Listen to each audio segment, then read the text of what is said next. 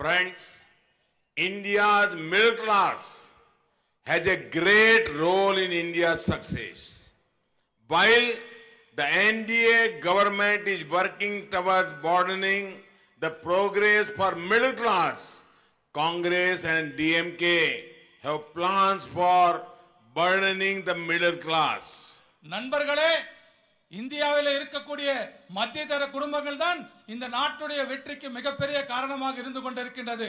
ஆகவேதான் நம்முடைய தேசிய ஜனநாயக கூட்டணி ஆட்சி செய்கின்ற பொழுது மத்திய தர குடும்பத்தினருக்கு அவர்கள் வளர்ச்சி பெறுகின்ற வகையில் நாம் திட்டங்களை தீட்டினோம். ஆனால் காங்கிரசுக்கும் திராவிட முன்னேற்ற கழகத்திற்கும் அது போன்ற திட்டங்கள் இல்லாதது மட்டுமல்ல, மத்திய தர குடும்பங்களை நசுக்குவதுதான் அவருடைய பணியாக இருந்து கொண்டிருக்கின்றது.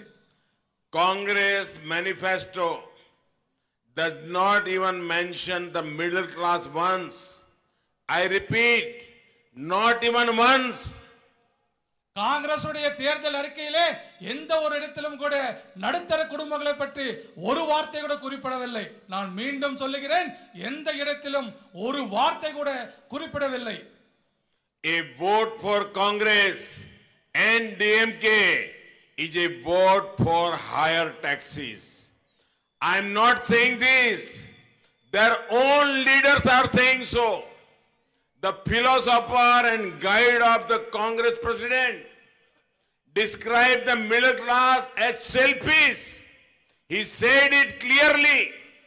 They have to pay more taxes.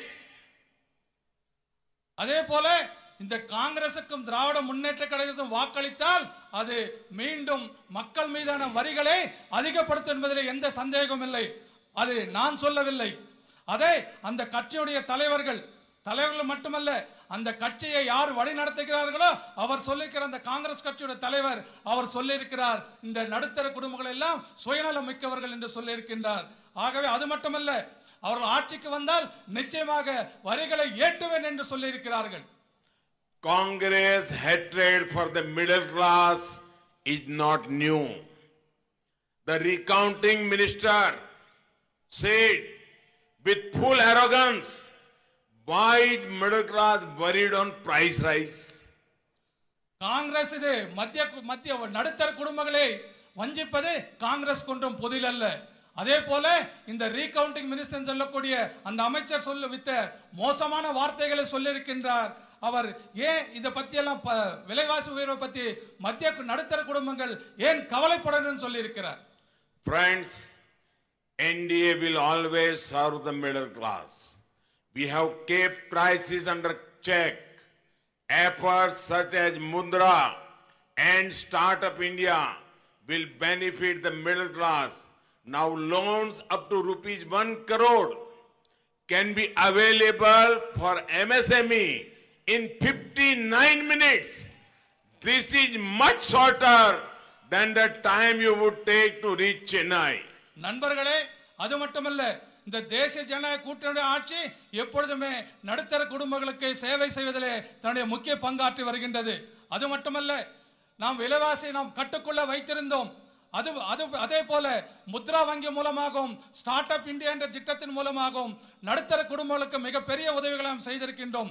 இப்பொழுதெல்லாம் 1 கோடி வரைக்கும் நீங்கள் கடன் வாங்க வேண்டும் என்று சொன்னால், சிறு மற்றும் குறு தொழில்களுக்கான கடன் பெற வேண்டும் என்று சொன்னால் வெறும் 59 நிமிடங்களிலே உங்களால் அந்த கடனை பெற முடியும். இது இங்கிருந்து சென்னைக்கு செல்வதை விட மிக குறைவான நேரம் என்பதை நாம் மனதிலே வைத்துக் கொள்ள வேண்டும். This year's budget has announced that those earning up to ₹5 lakh annually would not pay income tax. இன்னொன்றை நாம் நினைவில் வைத்துக் கொள்ள வேண்டும்.